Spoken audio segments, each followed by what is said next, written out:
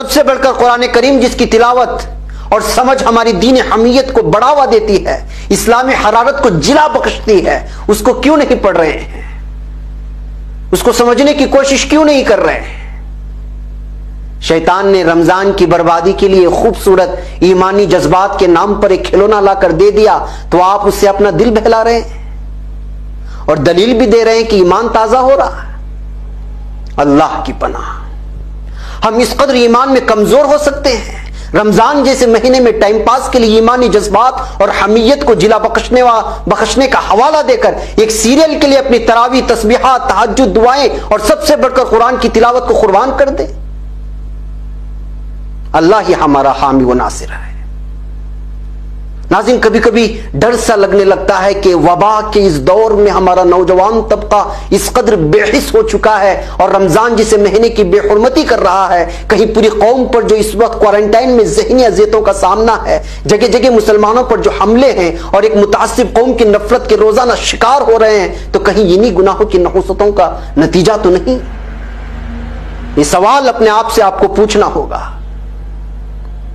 ہمارے نوجوان بھائی اور بہنیں ضرور اس پر سوچیں، کیونکہ قوموں کی تقدیر کو بدلنے کی ذمہ داری صرف اور صرف قوم کے نوجوانوں پر ہوتی ہے، اور یہ نوجوان بدمست دنیا کے نشے میں چور اندھیروں کے جانب بڑھتا ہوا چلا جا رہا ہے اور اسے پتہ بھی نہیں ہے کہ اس کی منزل کہاں ہے۔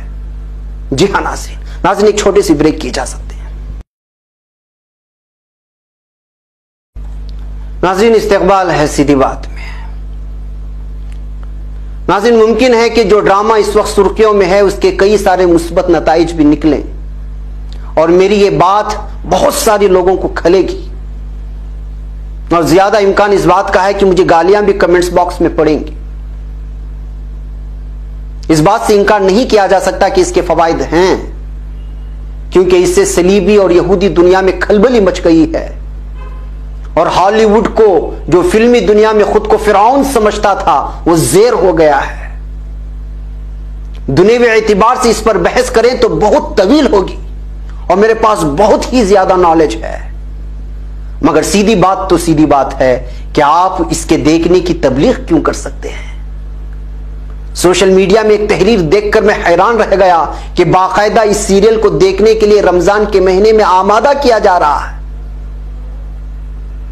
آپ موسیقی کو حرام نہیں سمجھتے؟